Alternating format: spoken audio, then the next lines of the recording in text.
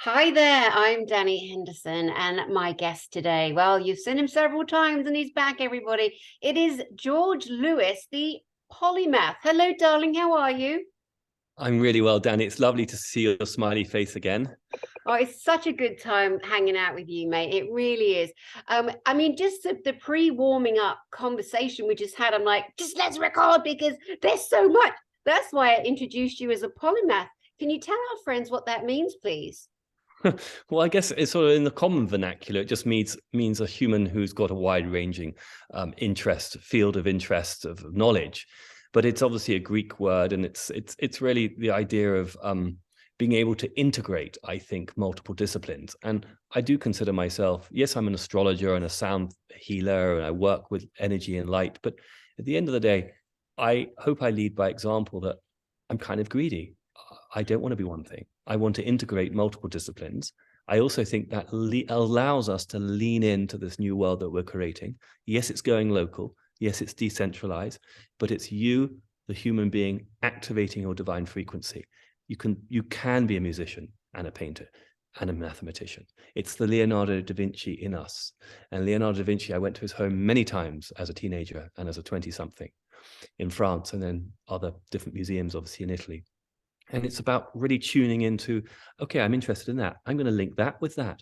And that's kind of what we're doing. You know, we've talked about this off and on camera before, is how we're integrating all this new information, spiritual information, but also technology that has been repressed, suppressed, hidden, and how we integrate it in an open source fashion for we the people. Brilliant, brilliant opening, my love. Leonardo da Vinci is such a fascinating historical character. There's a lot of coding, codex, codices in people like Leonardo da Vinci that we are told lived so much, in 1700s, I believe. And he, as most people know, was known mostly for his beautiful paintings, one of the most famous being the Mona Lisa, which I actually saw in Paris when all the bloody Asians got out of the way. And I don't get triggered, but it is a thing in Europe that they go around in these gigantic groups, and I had to wait.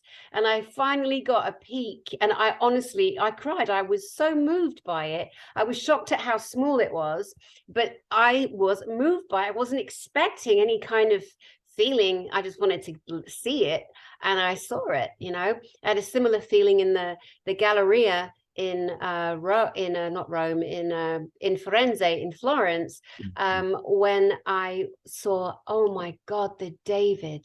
Yeah, David. Oh, it's I got amazing. goosebumps. Have you seen him? Many, Oh many, my many God. times, but not for a while. I mean, I was at university in Padua, so I'd go down to Florence from Padua, which is next to Venice, quite regularly to see friends, and obviously to go to the Uffizi Museum.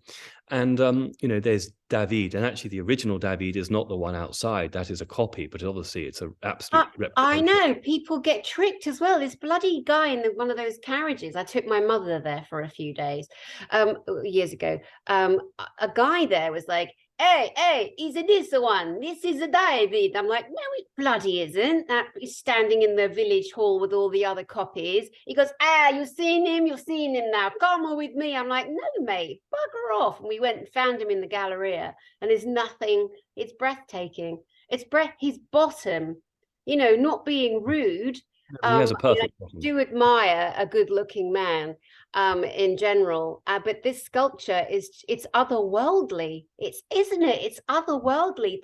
The details in his hands, the veins, the muscles, the way the light hits that sculpture. I was just beyond expression, really, I felt. I mean, it's interesting growing up in a European tradition, and obviously I've lived now in the United States for a Jupiter cycle, but there is a greater understanding of the flesh in Europe, in as much as an appreciation for the sensuality of the human form, be that a male or a female, and the appreciation of that, whether one is masculine or feminine. And I think, that famous David sculpture, the buttocks, in a way, they represent the prowess, fecundity, because the way it's shaped, you can see there's a lot of health in it. And I think, as we learn more about our own health and how we have been systematically poisoned over many, many, many years, hundreds of years actually, deliberately and unconsciously, it's both, we are going to be able to tune the body to a greater degree naturally. And I don't mean through artificial intelligence, but obviously we're going to be helped through different forms of intelligence, but we are going to be able to tune the body to a better degree again, and in a way to mirror that natural archetype that we are as human, which is represented so beautifully by the great masters, whether it's Michelangelo, Da Vinci, and Donatello. It doesn't really matter. I love it. I love it. You know, again, back to Da Vinci, somebody who really laid down such a body of work, a real polymath, you know, so many different major abilities. And again, he's also known for the depiction of what he called Vitruvian man, which is the perfect blueprint of a masculine, which is laid over with sacred geometry, for those that don't know. And, you know, there's so many other things about him, like you mentioned earlier, his drawings of the helicopter, the hovercraft. He was such a futuristic. He was able to see into the future. Maybe he was coming here. You know what I mean? Yeah. I mean, I think, you know, with Tesla technology, and there's a lot of speculation. And I, again, the child in me, the poor Eternus, enjoys asking more questions than always wanting to give the answers. You know, I always say this time and time again, I don't have all the answers, but my gosh, I enjoy asking the questions. You know, Da Vinci had something of Tesla. I should say Tesla had something about Da Vinci about him. I mean, they were really pushing boundaries. They were trying to elevate our abilities. And in my sense, both men were trying to elevate towards the good, towards man having free energy, man having these opportunities. I mean, for example, the free energy of the great cathedrals of Europe. I mean, those were built as massive energy conductors, those vast pipe organs. And I was an organist at school. Those vast pipe organs, they housed frequencies inside them which vibrated at a perfect resonance with our own sacred geometry of our own realm, the planet Earth. Again, 432 hertz instead of 440. These structures were able to emit a resonance that had healing and electrical properties drawn upon the ether, as above, so below, so within and so out, or atmospheric energy. So the geometric patterns found in the windows of these great cathedrals, they perfectly correspond to the vibration of water when put under a microscope. They correspond perfectly to the sound of these organs, the organs made. You see, I get goosebumps because we are relearning what they were about in the Renaissance period. And that information was dumbed down over time because those systems, and we can call it Illuminati, I don't care whether we call it Khazarian, it doesn't matter. The point is, it was shut down. What are we doing now? We're relearning these codes. We're relearning, as Tesla said, that if you know the magnificence of 3, 6, and 9, then you have the key to the universe. We remember that the circle stands for infinity, completion. So you reduce it to its digital root. I get a bit complex here, but it's true. 3 plus 6, 0, which is 360, is 9. The circle you cut in half, 180 degrees, 1 plus 8, 9. You split 90 again, what do you get? 45, 9. You split it again, so on, so on. It's until infinity. This is the Holy Trinity. This is Pythagoras. This is the rules of the universe. So we are rediscovering it, and I get super excited as a kid. I love it.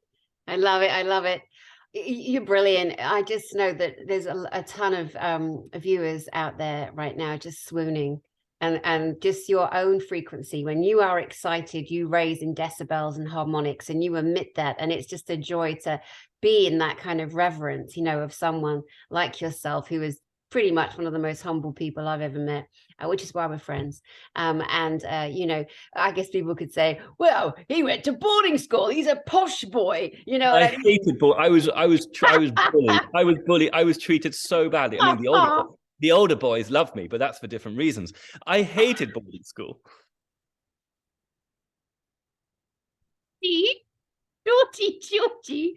Oh my God. Okay. 432 hertz. Now, you also work in part as a beautiful therapist, which includes sound healing, frequency healing. And for those of you out there watching again, we were naturally designed, this beautiful, brilliant technology that it is us, the human, designed to resonate at 432. The mofos that interfered with our natural way of life, in whatever group name, as George rightly said, you want to call them, they shifted that to 420. Was it 420? So what it did, they shifted it from 432 to 440. 440, that's it. Yeah, 440. Thank you. And I can, if you want, I can sort of explain a little bit about the background. Would that be useful? Yes, I think it would.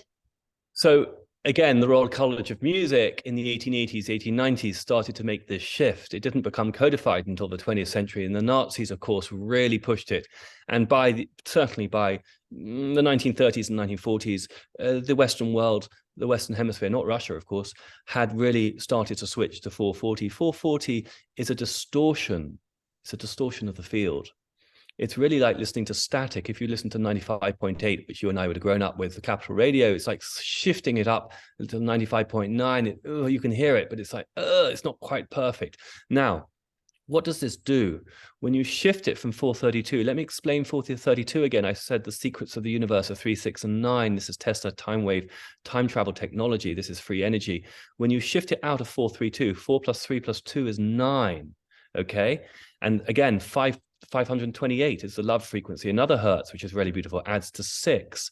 These are the building blocks of the universe. So you change it to 440, you suddenly go to 8. I know 8's infinity, but when it comes to music and frequency, this isn't the building blocks. This isn't expansion. This isn't our natural biorhythm. Our frequency is how we vibrate off Terra or Earth or Gaia. So we shut down 95% of the brain, especially the right brain, which is the heart, which is the imaginative, spiritual part of us, the Godhead, when it's not activated. The 432 activates it. So it creates a homeostasis, the bridge between the left and the right parts of the brain. And we have an activation, which is in a way like the Kundalini awakening, or the grace comes flowing in from God. It's the same thing. So we have to relearn this, that we have to go back to the 432. Yeah, absolutely brilliant. And again, for our children to know this, so many kids, with their phones, they're plugging in at night to binaural beats or listening to music on BoobTube, and they don't realize that these musical pieces have been shifted. So we are getting a discordance within us internally as we're sleeping. But because people don't know the information, they don't know to open the mind to all their own internal frequencies to accept and absorb their natural frequency or resonance. So yeah, reminding people again is massively important. So we've moved on from the Mona Lisa, David, as most people refer to, Michelangelo. We did a beautiful conversation the other day that got taken somewhere. We don't know where it went. You mentioned a cycle of Jupiter, a Jupiter cycle. Is that 25 years? Danny, I think we've frozen. Oh, God. No, you're there. You're back. That's perfect. That wasn't too long. Okay, brilliant. A Jupiter cycle, is that 25 years? Actually, 12 years. Oh, But it's a great question, because it's really interesting. Again, 12, 1 plus 2 is 3, back to the building blocks, the zodiac, 12 zodiacs in our universe, 12 months of the year, 12 Chinese zodiacs, 12, so much of it's 12. Jupiter takes 12 Earth years to do a solar rotation.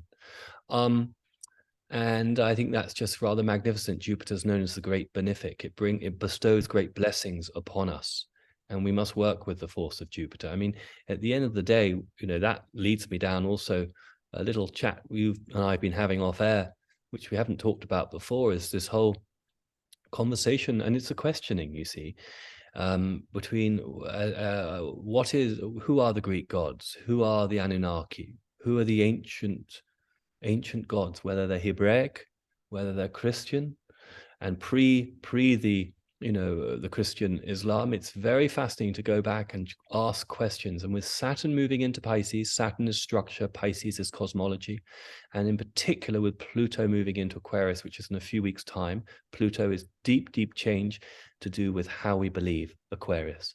We are going to, within the next 20 years, totally revolutionize what we believe to be true. Mm-hmm. And the more we can breathe into that as brothers and sisters, as lovers and friends, and like a child to breathe into it without our own attachments to either being right or to the programming, which I'm the poster child for programming, but that ghastly posh boarding school was deeply programming. Yeah. So just remember, when I'm sharing this with you, I'm in my own way trying to express my bravery because I am the most programmed person. And the idea that what I believe then is always true is so sad. And so we need to breathe into the childlike curiosities. Let's ask more questions and have answers. It does free us. So Saturn moved into Pisces literally yesterday, and here we are today, sitting, talking about that. I mean, what does Saturn mean? Saturn is structure, but it also means, Pisces is to do with the psychic. It's to do with the idea of mysticism, spirituality, and it's the right brain Pisces. So it's really tuning into Tesla technology, Leonardo da Vinci, understanding 432 as opposed to 440. 440 was a shutting down of the imaginative, as I've already said. Mm-hmm. So you're reaching to your spiritual mastery and to asking questions about your psyche is going to be really profound. And then, of course, the Pluto in Aquarius, we can talk about a bit later. Yeah, I love it. Beautiful. Now, I want to go back to Jupiter because he's kind of pushing on frequency here a little bit as a nice segue into the Greek gods and the connection to the Greek gods, which leads us also to and around the Anunnaki. Can you please take us into your mind and your theory on how everything dovetails together in that regard? Yeah, so I really want to share this profoundly with you, the listeners. We're all doing this together. Just because I'm sharing this, it does not make me an expert. It makes me, I want you to stay with my frequency of childlike curiosity, just the desire to question and to learn. So I've been fascinated by the Greek gods all my life. And recently, I have become, through Dani, very good friends with Katie Bishop, who is very knowledgeable on the Anunnaki. And I've been cross-referencing ideas with her, just very casually.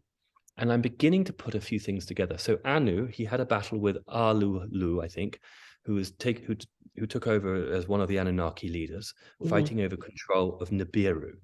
Now, what I'm interested in is the control of the earth clearly was being battled between Enlil and Enki.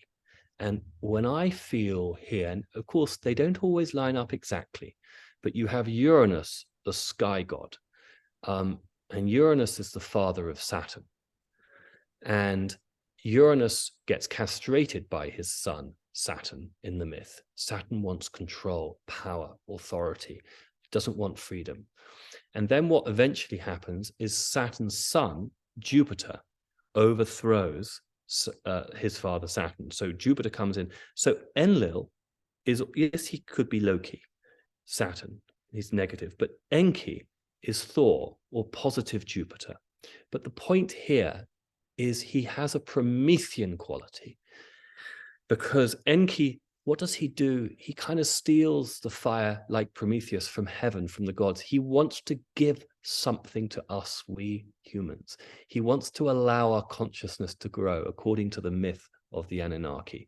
And this is also very true about Prometheus, where I feel very comfortable and confident, is the Jupiter quality of Prometheus. And yes, there was in the myth, Jupiter did tie Prometheus to the rock and allowed the eagle to eat his liver every night. And of course, Prometheus could never die because he's immortal, but he was in excruciating pain every night. I understand there are these correlations in the Anunnaki myth as well with the eagle, but let's not go there now. But what I'm beginning to see is Enki, he's represented with the trident, so it's connected to the water god, and En means Lord, and Ki, I think, means earth. This is very similar to the brothers of Neptune, who's Poseidon, Zeus, which is Jupiter, same name, and obviously you've got Hades or Pluto, Lord of the Underworld.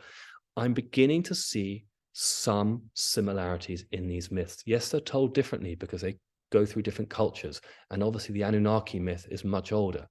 And this is where it gets even more interesting. And again, these are questions, but I am learning that in the ancient texts also, not only was there Enki and Enlil and Ea, but there was also a god called Jehovah.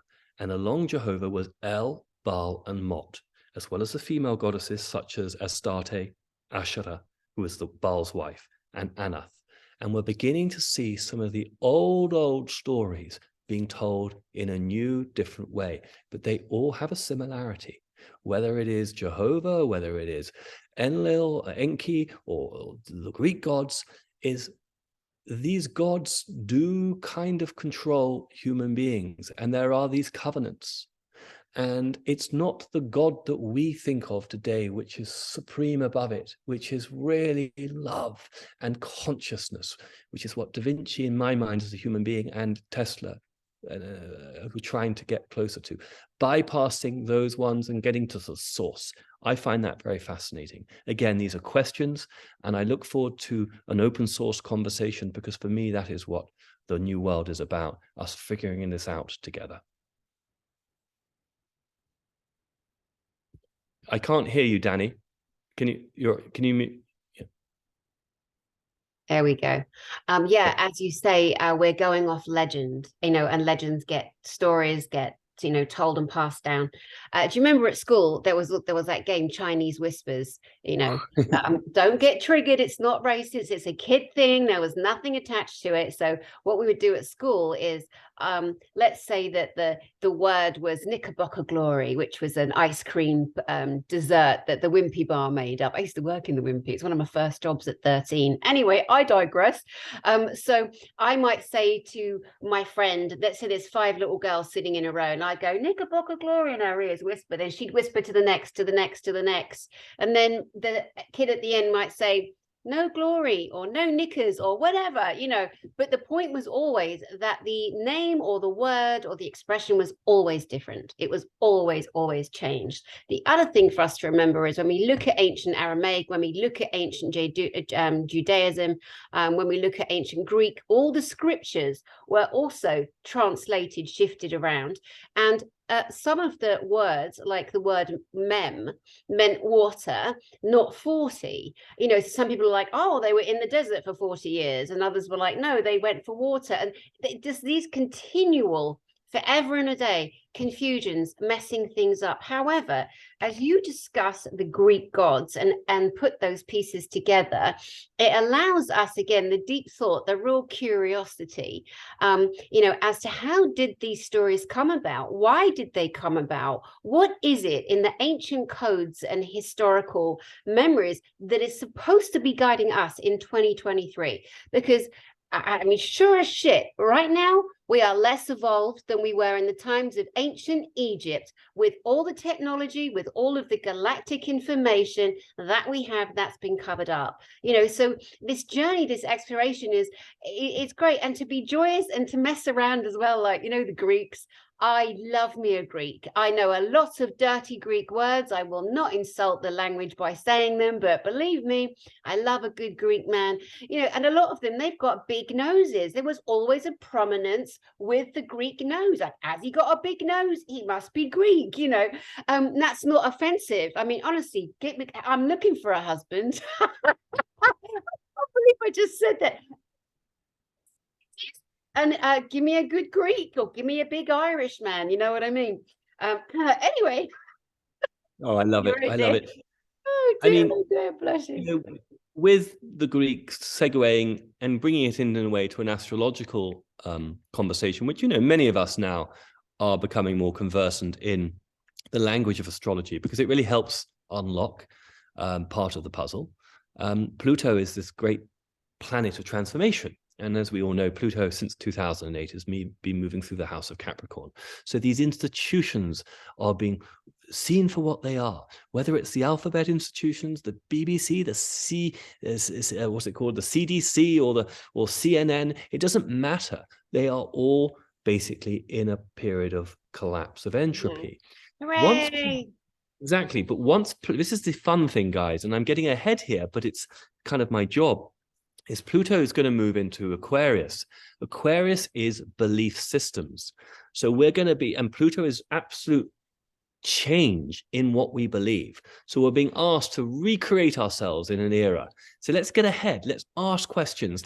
Let's really question what we've been programmed to believe for so long. It's been passed down intergenerationally, you know, and again, I really understand that. My fixed Britishness, I have to let go of it. And once we do, and we do it together, is what I really resonate with you, Dani, creating a platform to actually explore, because that's how we evolve. That's how we, you know, all explorers, all innovators, they're always, whether they're spiritual innovators or material innovators, they're always bringing in that Uranian quality of let's do it differently. What is the definition of insanity? Is basically repeating the same thing over and over again, expecting it to be different. 100%.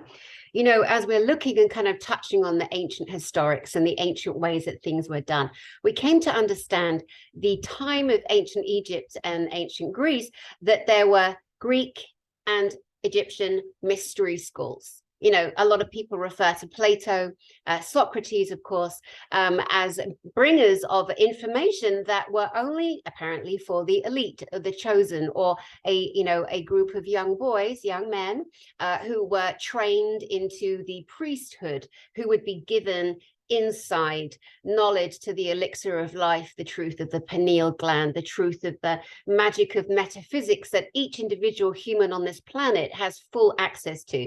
My prayer for this year, for the most of the things that I'm doing in the work that I do, in the discussions and the disclosure on every single level, is for every single human to really hear how absolutely beautiful and magical and incredible they are. And there is nothing and no one that can take that truth from them.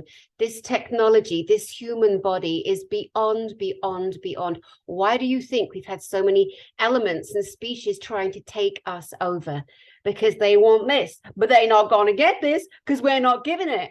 And now that we're waking up, we're like, oh no, Mrs. Oh no, Mister, off you go back to your own planet or go back into that hole. But what we're doing is we're not letting them go back in holes. We're blowing the holes up. We're like, no, no, no, no, we're not having it. That's what we're doing. Now, I want to say to anyone out there too, if you are all inspired and you're getting excited, stay away from mystery schools.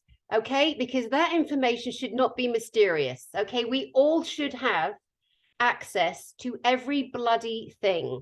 Now, there's a few people, people like, pick your battles, please. Like, why are you charging for that? Like, oh my goodness, people have to make a living. Like, do be sensible. On my platform, I interview so many incredible, incredible people for free. For free. Okay, right? Jeez Louise, what do you want? Jam on it? See, I love it with you, George, because all the little English quirks, they all come out, I love it. But anyway, I would say to people, that people trying to get you to pay into a secret mystery school, run away. Run away. That's what I would say. What say you to that? And hidden knowledge and hidden mysteries. Now you're mute. Now you're mute. Yeah, absolutely. Do you know, I put it on mute because there's a little bit of noise way off in the background. But here's the thing. I love what you were saying, because it makes me think, firstly, you and I really, really powerfully believe in open source. We believe in this iteration of our development as a human species. We are to thrive together, and it can't work without us doing it together. So that's the basic. But the three universal laws came to mind when you were speaking. The number one is life is to thrive. Number two is we are to help to assist life to thrive in any way that we're able to. So anything that violates the first two, which is number three, we go after judiciously and expeditiously until it is rectified. So the whole point is we've come down here, this is my own belief, to rectify, to quote Alex Collier, to right a wrong, since the fall of Atlantis for me. It feels very real, this. I get goosebumps when I say it. We've came down to recreate that spiritual consciousness, to turn it back on, because whether it's Anunnaki, Greek gods, doesn't really matter. It had at some point been turned off. And it's not junk DNA, it's dormant. And we're learning to reactivate it, whether it's with multiple different devices, whether from breathwork to Dean's device, whether it's, the cloud, which is an updated beamer, or whether it's me putting large church bells over you and giving you a jolly good gong, A jolly good clanging. Yeah, I mean, I'm really into vibration like that, and bringing out the human experience rather than relying too much on the technologies. But my gosh, we need the technologies because human species have been so assaulted through air, through water, through food pollutions, and the whole 9 yards. So it is time to bring it back. But we are here to thrive. So anything where we can support those 3 universal laws: number 1, to thrive; 2, to assist those who want to thrive; and 3, to basically go after judicially those who don't want it. This is very, very powerful stuff. Just touching briefly on culture, different cultures. You and I, we're British. We were raised in Britain for the parts of our lives. So we're aware, and we've had that free healthcare, the national health. And then when I moved to America, I couldn't believe that they make people pay for their health. What the hell's wrong with that? Everything. There are people with children. Like I met this woman, her kid suddenly is diagnosed with diabetes type 1. Horrible. The man had to go and get another job. He had to do 2 jobs so they could pay for this child's medicine. And then it doubled in price. I mean, it almost broke them up as a couple. I look at the culture of America, and Americans, not just Americans, but people that live in America, don't choose to be offended because you don't know about this. The rest of the world, we look at your country and we were like, who created that system to hurt and to harm you? Because to your point, George, that's not thriving. That's barely surviving. These are the things that we are taking down. Who's that old fart that's running the country right now? The old boy, what's his name? The bald, that can't talk. Yeah, that bald, I think that Nazi Biden, isn't it? What's his name? Is that? Yeah, that bloke, the old boy. Why are they trotting an old man out like that? He can't put a sentence together. Choose to be offended, viewer. That's on you. That's fine. We as observers are allowed to say things like that. I wasn't terribly impressed with the other bloke either. You know what I mean? We're already on the 3rd or the 4th iteration of Mr. Biden, but that's a whole other conversation. Well, I don't know how someone's eye color can change so much, or the ears and the nose. The earlobes always give it away. I mean, you don't need to be a portrait painter like myself to notice it. But, there's another thing here in support of America, and not talking institutionally. The American spirit is so deeply powerful. Again, I have to take you all back to 1776 to fight the that came from actually Dani in my country, which was represented by the king or the queen, by the royal, and obviously the power behind the throne. We can get into that another time. But what it is there's had to be an assault on the United States in the last 100+ years. And I've mentioned it before, when the United States was turned into a corporation by the City of London in 1871, and then the 3rd iteration of the Federal Reserve in 1913, after the sinking of the Titanic. These are really important dates. And I implore any... Oh, no. Okay. We froze. Let me just pause. I'll be right back. For certificate of vaccination identification, we have the emergence of us, we the people. So the United States has had a very twisted pharmaceutical system and a twisted educational system, bringing it down to a low common denominator. But then the United Kingdom has had a very low vibrational national health system, which hasn't been about free energy and really clever hydrogen therapies in order to actually allow humans to flourish. They both have been deeply compromised in very different ways.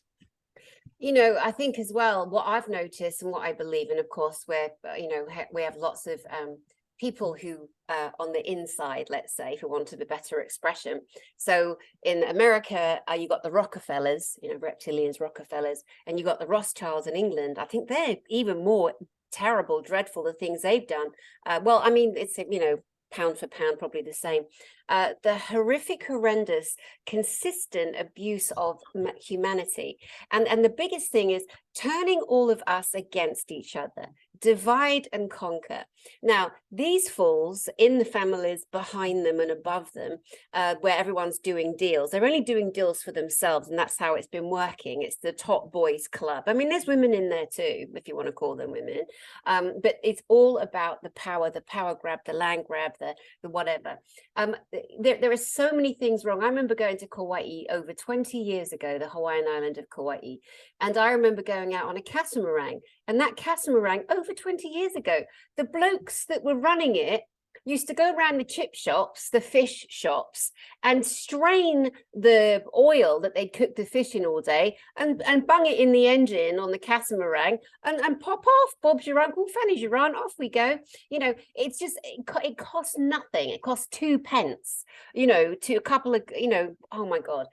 There is a litany, a disastrous amount of ways we could go here on what has been taken, what is held back, and who made these decisions. Remember when they took, well, the electric cars? The sad thing now is, now that finally there's more electric cars and electric stations, the danger of that, same with the digital.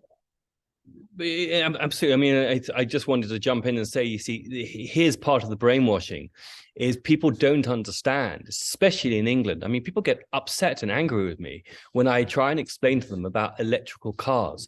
Electrical cars require vast amounts of coal or oil to make those batteries. And also, when you throw those batteries away, they create huge environmental hazards.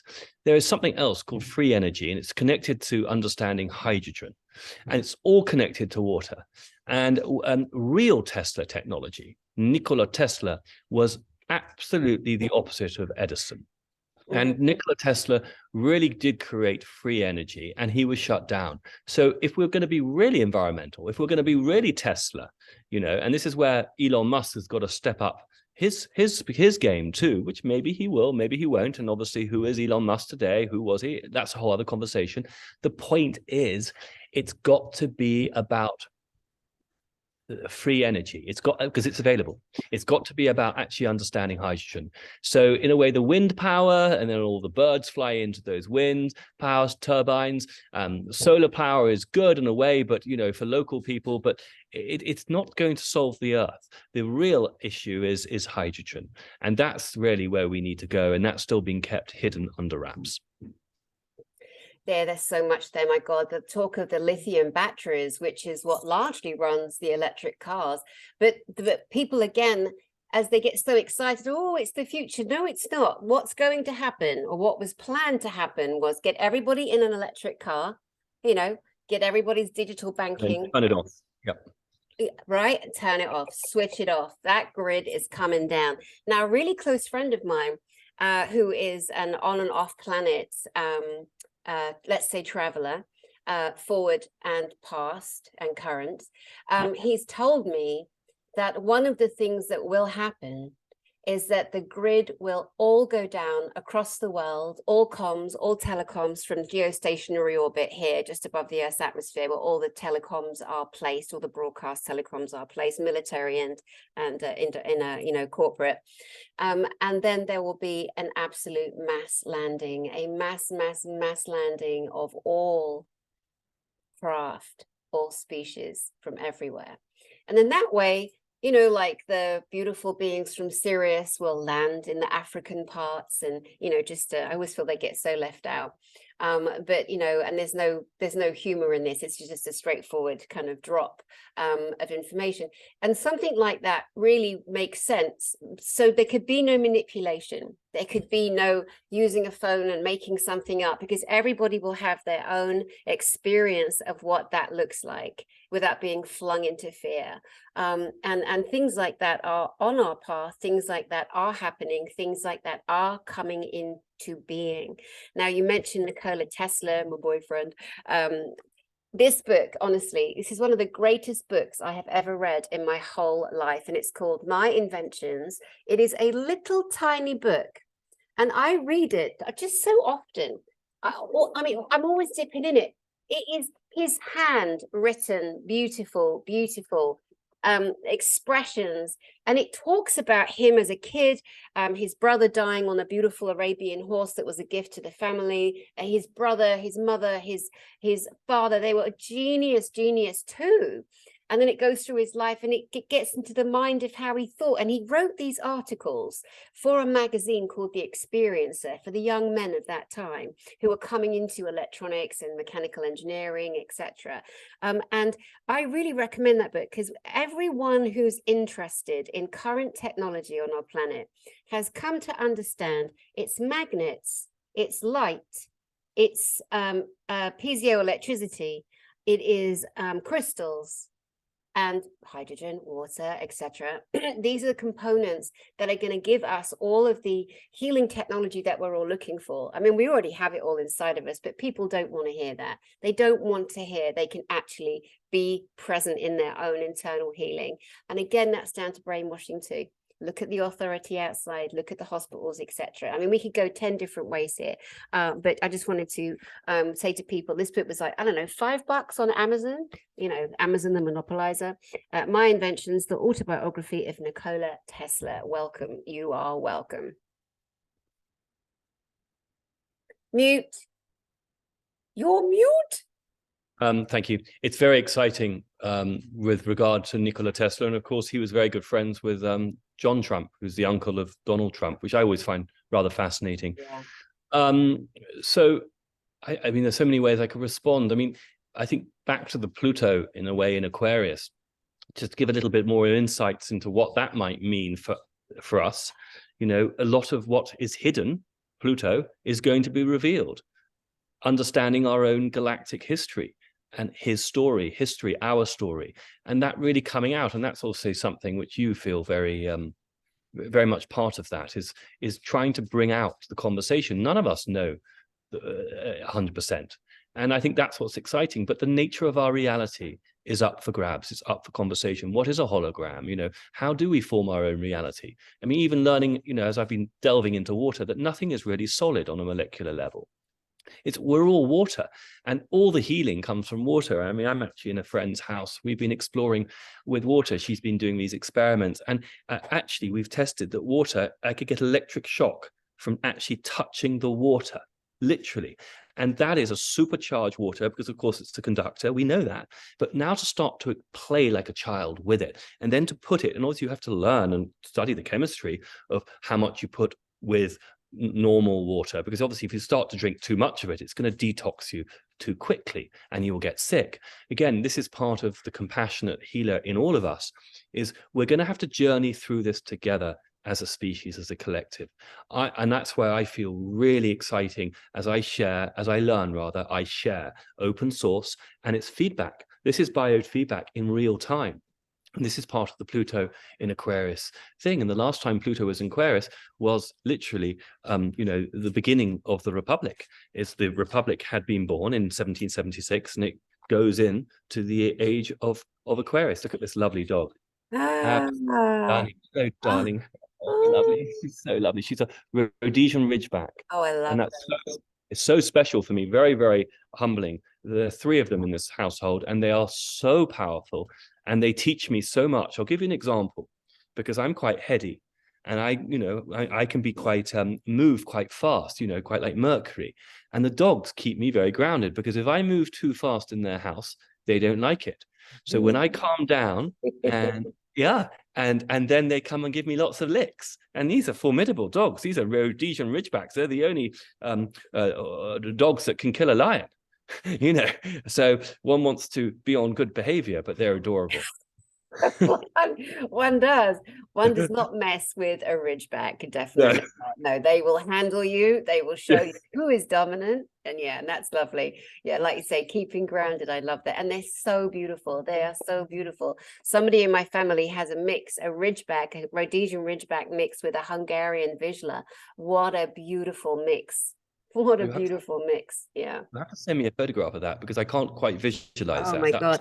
He's a thinner version of a Ridgeback, and doesn't have the massive paws the way that they do, or the dark markings. you know, the ridgebacks have the darker markings, and of course the ridged back. So this dog, the mix does have a bit of a ridge, but anyway, fascinating.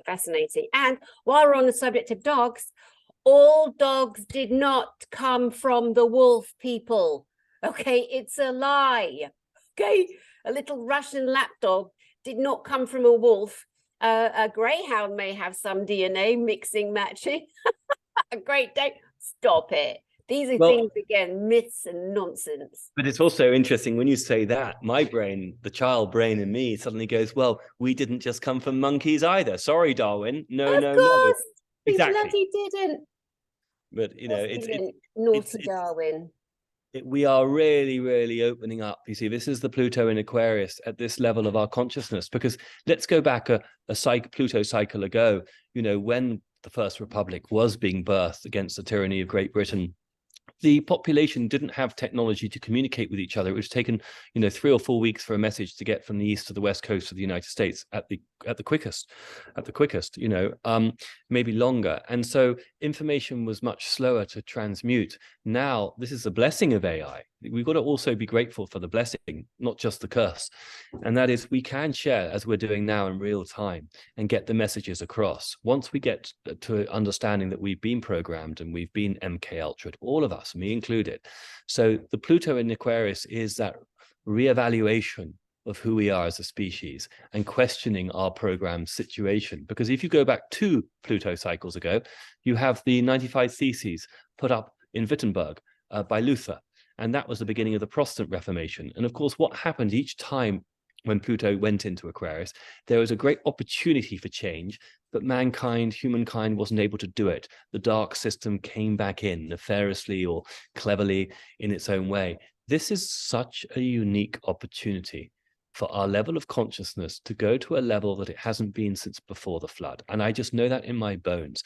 I can't give you the facts yet about when exactly that happened. I can't give you the left brain information, but many people sense it in their body with goosebumps, that this is a long story and this is coming to a great culmination. And this is the Great Awakening. On so many levels.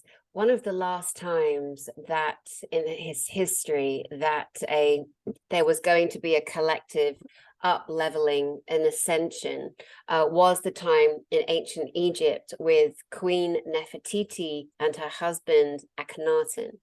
And again, as we are exploring and opening up, let's say, the Ra consciousness, a lot of people are very much into, there is some really good information that's coming out too on the Ra consciousness.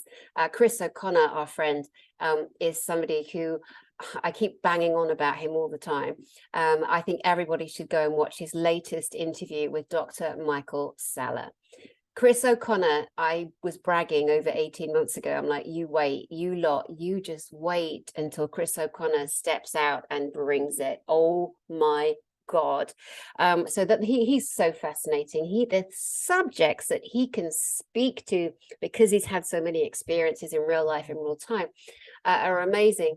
And when it comes to Ra, when it comes to Akhenaten and his Nefertiti, something that a lot of people are missing and need reminding of, just like the 432 frequency, is we have to ideally say people's names correctly, because sometimes we don't see Dani? what's right. Oh, okay.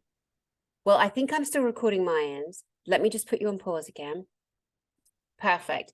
Yes, so the great thing here is we are so used to hearing the name Tutankhamun, Tutankhamun,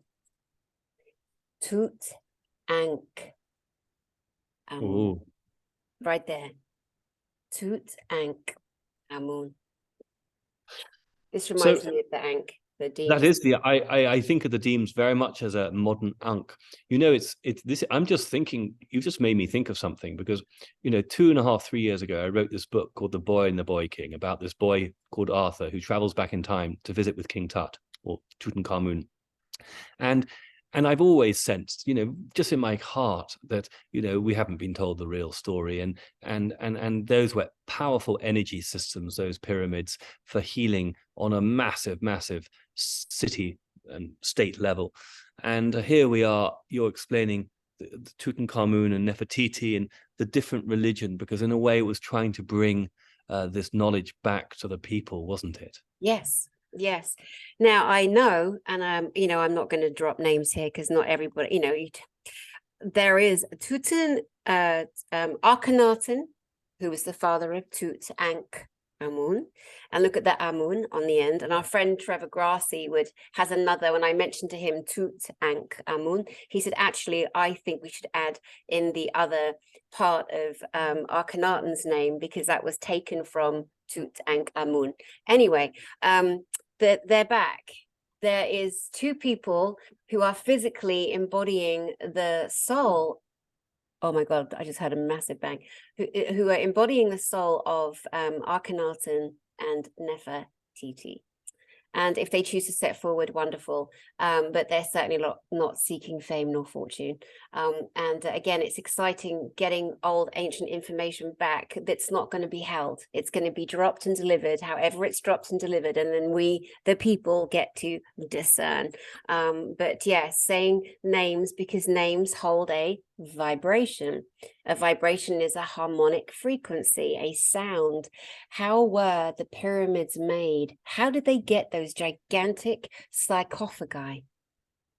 Sound frequency. More information coming out on that too. No, it's very interesting, that about the frequency. You know, if you understand frequency, you understand, you know, the laws of the universe. And it's all going to be, this is all up for grabs over the next couple of decades. We're really going to download very fast.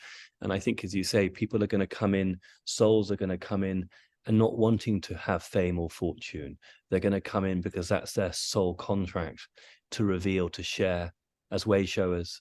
You see, in some ways, that's what I feel is important about the Pluto in Aquarius, is the onus is on you, the way showers, the empaths, the patriots, the healers, to respond to the normies, the unawakened still, with loving compassion, but also to get on and do your job, because by shining your light, by just being it, is really so powerful beyond any ability to measure it, which is left brain.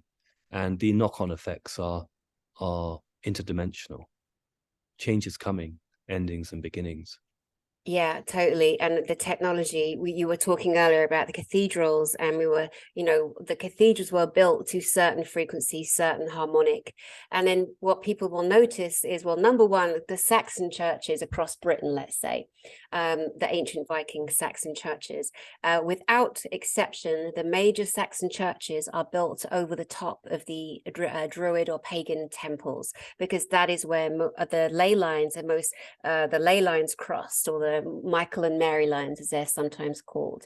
The altar creates an altered state of being. And if you look at most churches, they will be wider at the front and they come down to a more narrower expression, because sound, the audibles, the mathematics, the geometry of these buildings has been purposefully done back in the day in a good way.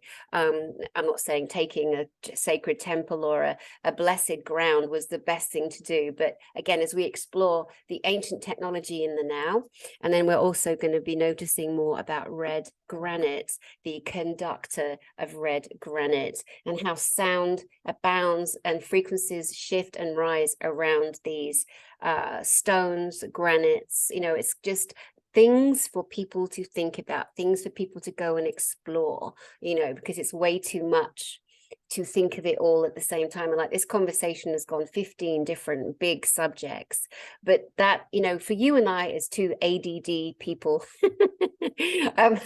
I think it's a good thing, you know, because we're jumping and hopping about, but actually we've done so much study and research and learning and education ourselves that we can do that. And it is to deliberately help people, really encourage people to realize how amazing and beautiful and powerful and greatest technology walking on the planet, and to explore in these areas so we can have more conversations like this. Yeah, I mean, it is so much about frequency. I mean, I'm not going to play the sound because on the Zoom it doesn't work, but this is an incredible double chalice, and it operates with a 528 frequency, which is a transformation of miracles. 7 + 8, of course, is 15, which is 6. So back to my 369. what's interesting about the 528 frequency is a powerful frequency because it affects our well-being. It's a frequency that activates our imagination and our intention. That's why it can get rid of tinnitus, because sometimes that is blocked intuition where we can't hear God. So it's the love frequency, and it awakens our spirituality. The other one would be 963 hertz, which is divine consciousness or enlightenment. I mean, obviously these are the solfeggio frequencies, and we've discussed those before. So like the rife, every single thing, virus, disease has a frequency. Joy, pain has a frequency. Once we start to understand it, it's game over for how we consider disease. It's game over for how we consider inflammation, which is the heart of disease. No more lipids on the wrong side of the membrane wall. No, the water, the fresh water, the frequency. It's a new beginning. And then humans will live like we once again did for hundreds and hundreds of years. Absolutely. I did a beautiful broadcast with my mentor, Dr. Chris Lemon, yesterday. It's coming out tomorrow. Was coming on Thursday, and he was joking around. He's 80 now, and we didn't get into that conversation, but 80 schmeaty, that's nothing. You know what I mean? Like, we're, again, because of the technology that we're in, we've been programmed to degenerate, lose our minds, lose our looks, wrinkle dinkle. But again, it's just so exciting, everything that's coming out. I wanted to just quickly say something as well. The conference, the Galactic and Spiritual Informers Connection, in October of this year, on the 20th to the 22nd, we're going to be hosting some of the greatest technology on our planet.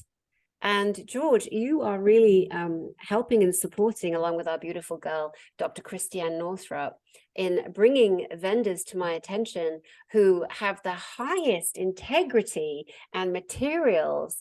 Can you share a couple of the people that you're bringing to the event, please? Yeah, what I'll do is I'll share the actual technologies, because I know both people don't necessarily want to lead with their names, which for me is also another indication of their ability to be in service. So there's a delightful lady Northrop and I have become close to, and she's based out in Nashville. And she's got this incredible Palladian blanket. Now, Palladian, think of the element, not the Palladians as in Palladium blanket, which the Russian astronauts created. And you literally put the blanket around you, you sleep in it, it blocks out all EMFs, and you sleep so much better. You'd sleep deeply, like you're in a cocoon. It's almost like the return to the womb without the liquid. It's kind of fascinating, your cocoon. So that's lovely, bringing that. And also what I like about that is it's very simple. It's something which you can do going to sleep. It's not plugging stuff in necessarily. Some people want something quite simple. And it's very cozy. It's like a normal blanket, and you can get them double-sided or one-sided, depending. So we'll have those. And then there's this other device, which is actually very technology. You see, I think people want different things. It's called the Cloud, spelt with a K, and it's made by Centripix, and it's pulse technology. I've tried it quite a few times. I actually have got one, and it really helps. You have different settings, different protocols, from helping with sleep, helping with activation, helping with transformation. So, for example, you've injured your leg or something, you can lie on it, and it helps bring energy back to help with the healing process. I wouldn't say it's a med bed, but I say it's like it's got a small part of that technology. I mean, you in a minute will speak about, what's coming in the pipeline. These are new technologies. This Centripix thing, I think, have only been around for 6-7 months now from Switzerland. It's exciting to be able to share real quality with people, because this is what we need to make it open source. And ultimately, my dream is for us all to be able to replicate these technologies and make our own versions of them. And that's something which I'm going to be teaching soon as I investigate further with water and frequencies, teaching people how to do it in literally their own homes. So you are the creator, rather than you always having to rely on daddy. You become daddy.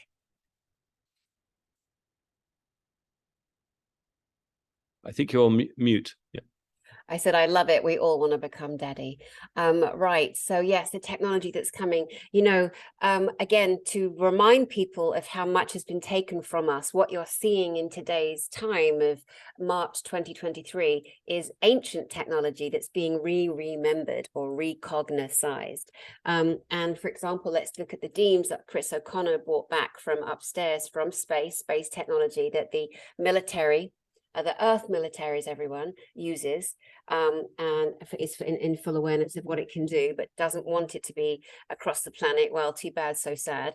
And when you look at that particular technology, it's based off the Baghdad battery, which was discovered over 2,000 years ago in a ceramic pot, an iron rod and a copper rod. Bob's your uncle, Fanny's your aunt, you're away to the races with the most incredible healing technology on the planet, and so simple. And again, these are things that we will and are and have been trotting out to the masses. It will never stop. They will never, ever win with the pharmacology nonsense that keeps us more unwell than anything else. But God, if we start going into that, the last time me and Christiane were on together, I got a strike because we were talking about things that actually happen in real life in terms of medicine, and the boob tube bullies. When things like that start happening, that's when I'll trust that there are good people at YouTube who are not censoring, and the Chinese robots and their censoring will be done. I'm going to kick them all up the arse. That needs to stop right now. But people in general, if we could give some just helpful tips here on crystals, because we were really guided today. I was especially to bring some crystal information. One of my newest ones is his absolutely stunning labradorite. It is just reminds me of the cliffs on Kauai at Polahale, which is where the souls leave the planet. It is the most remarkable place in the world, on the planet, Polahale beach, and the ocean comes up and the rocks are just absolutely crazy. I was there a few weeks ago, right? It's such a muppet. Oh, you froze. Are you frozen? No, you blinked. Good. You blinked. Okay. I blinked. I was so transfixed by your labradorite. Actually, it's gorgeous. I was really on the beach at Polahale with my girlfriend Diane Forster, and I look over, because we're as far as you can go, right to the corner of the beach. I look over, there's a seal, a monk seal lying, and I'm like, oh my God, it's dead. Oh my God. And so I go over to it and I'm like, oh, and I'm looking at its beautiful markings, and it's just dead. It's not, there's no breathing, there's nothing going. And I'm like, anyway, I started doing a blessing over it, and it bloody opened its eyes. It opened its eyes. It was dead. No, Dani, you did not need to do the blessing. It opened its eyes and I went, oh my God, and I jumped back. I was like, oh, sorry. But Dani, darling, yeah. But Dani, darling, if I lived in Hawaii as a seal, I would be sunning myself with a jolly good siesta like he did every afternoon on that gorgeous beach. Who wouldn't be? I know. There are other beaches. There's the Menehune Caves, and the Menehune Caves up in the north. The Menehune, to those that don't know, are the legendary leprechaun or the smaller Sasquatch Bigfoot Yeti. And there's caves that you can go into, and across the road is a beautiful beach. And I was walking the beach and noticing that there are signs saying, please do not touch the monk seals, let them sleep. So it's very much a thing here. But I remember that sealer, and it just opened his eyes and thought, oh God, you dozy Doris, Dani, go away. I'm fine. I'm not dead. I do not need you looking at me. I was so delighted it didn't come, because it woke up with a startle and I screamed and left the ground. Oh my God. Anyway, so labradorite and Polahale, where the souls leave the planet. The other crystal is the Lemurian crystal, and I love this one. I've had it for so many years. And how you can tell a Lemurian is you will see ridges on the side. There are people that truly believe that these crystals, the Lemurian crystals, were encoded for such a time as this, and there are more that have been found over the last 15 years than ever before. They are encoded with the history of our planet. And people that come across a Lemurian crystal, it's not a clear quartz. It looks something like a clear quartz, but you can see this kind of a yellowish hue. And certainly with these ridges, the ridges, yeah, that's the giveaway. So they've come out of the ground, and for such a time as this, and that the codices within the Lemurian crystals have all been activated in some regard. Another crystal I find really quite extraordinary, it's more of a resin, is the septarian. Look at that. The septarian kind of reminds me of what's that? Not molten brown, it's a brand, Burberry. yes, yes, Burberry, it's the same colors, isn't it? Yeah. So this septarian is a stone that a lot of people use for confidence when speaking.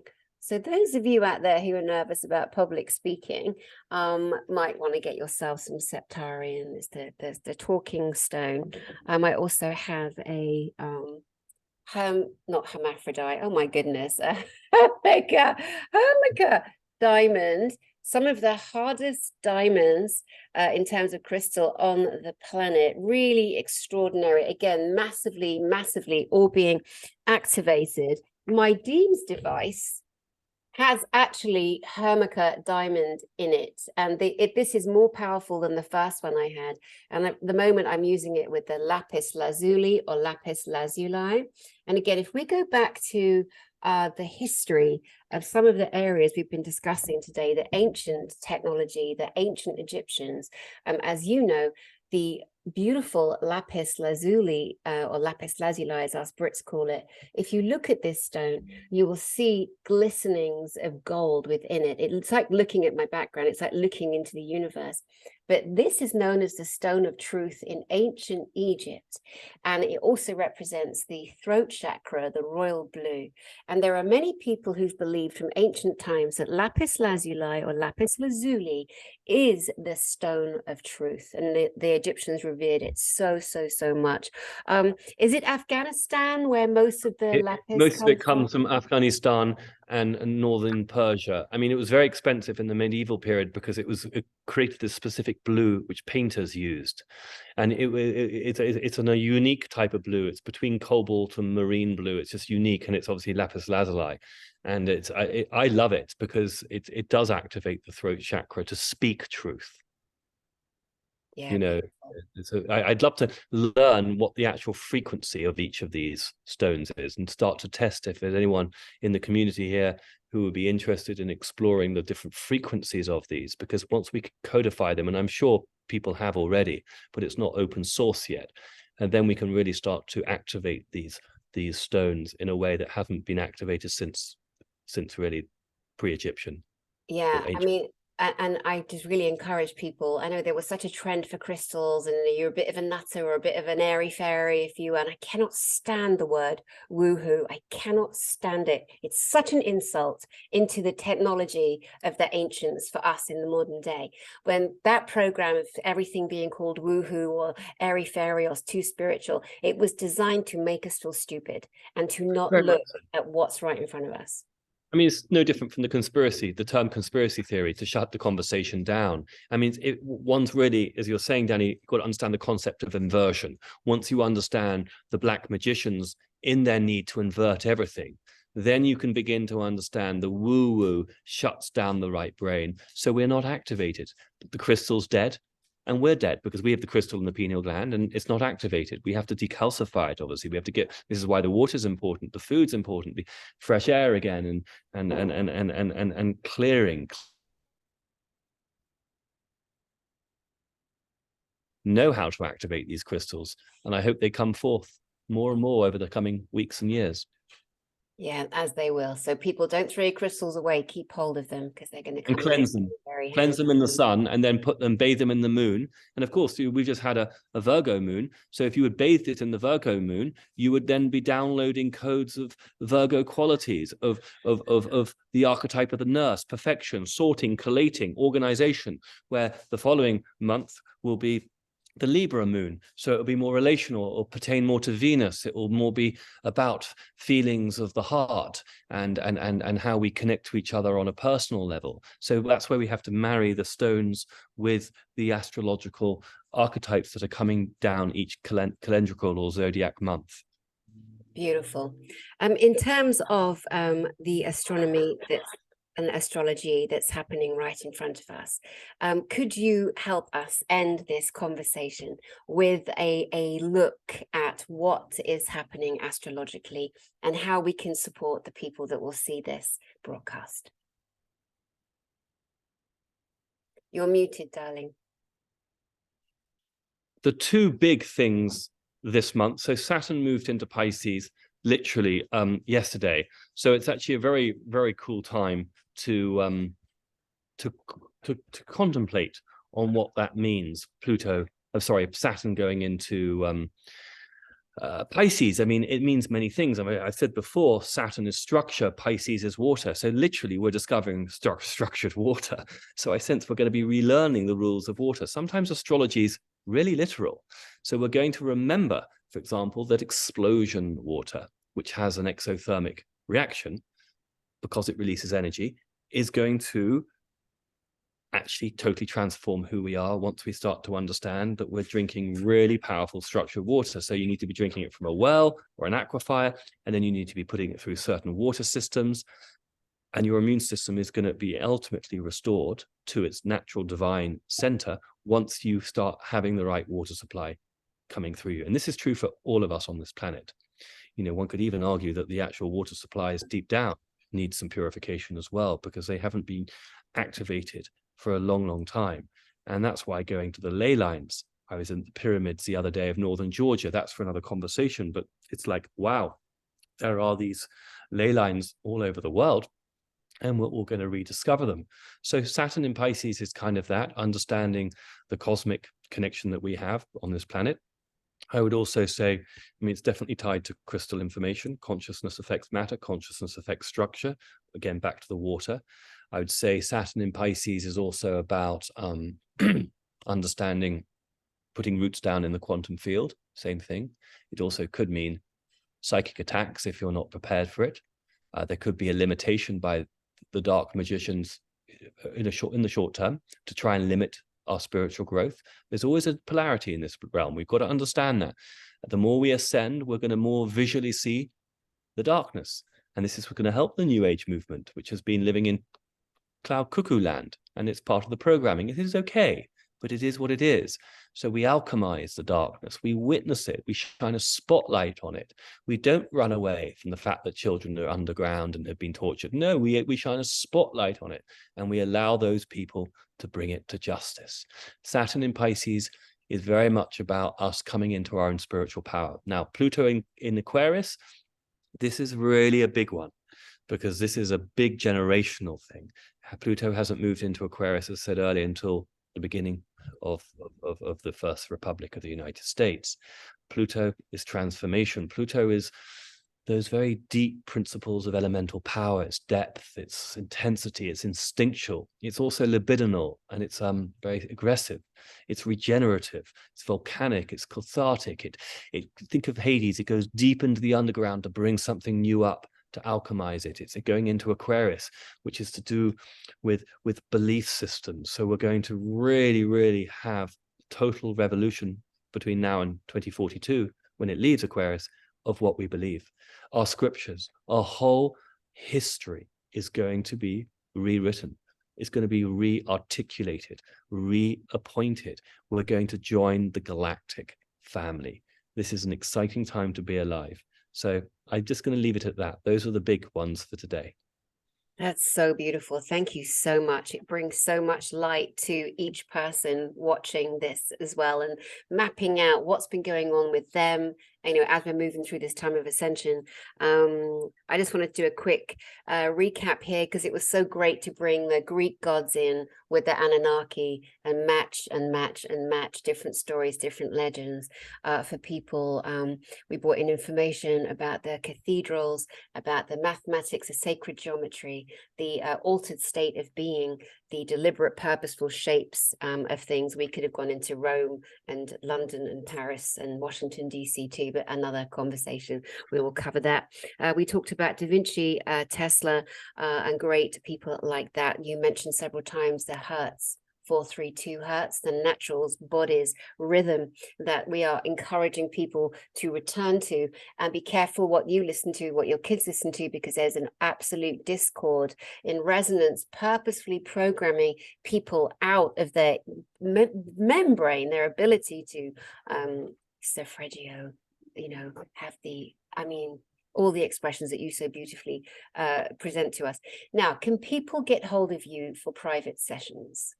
Of course they can. Yes, they can. And the best way is probably through my website, georgehLewis.com, or through my Instagram, George H. Lewis.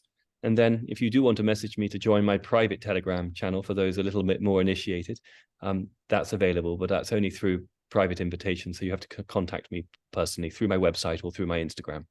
Great. Now, George, the Lewis part is spelt two different ways in general. Can you please explain what your correct spelling? Yeah, so mine's the Northern European. I guess it's the Welsh Scottish. It's the Welsh name, Lewis. It's George with an H for Harry, Lewis, Lewis. So is as in Lou is, not Louis, rather than Louis, the French king. Right, yeah. Oui, très bien. Merci, mon ami. Je t'aime, je t'aime. Thank you. George, it is always such a pleasure, honestly. Let me just come to you for final words to our audience. Thank you. I think the final words I'd leave with you today is have great hope. We are watching a play out. We're watching them destroy themselves by them revealing to us, the people, who they really are or what they are. Look at it in terms of energy. It's Saturn, Satan. We are witnessing a fall that hasn't happened on our planet for thousands of years. And that's a very exciting time. So when you listen to something and it's frightened, just stay in the body and see, is that a program in order to keep you in that frequency? And then alchemize it and move into your own collective magic, your personal story, staying with your loved ones. Surround yourself with people who are going to be additive, who are going to help you grow, who are going to support you.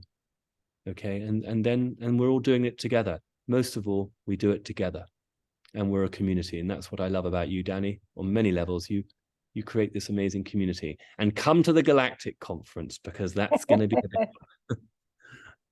Oh, no, thank you so much. Thank you. I look forward to our next conversation, as always, and lots of love to you, George. You're very, very special, and I'm really glad that I get to share my platform with you, as well as the other beautiful people. But I do love our conversations and the way they go so randomly off kilter, here, there, and everywhere, up and around the universes of all them all and back again. I love it. And to you guys out there watching, thank you for spending your time with George and I. Thank you for being open to sharing different ideas and things that might be right in front of you that you possibly hadn't considered before. We are all here to support you and each other. My name is Dani Henderson. I send you my love, and I will see you soon.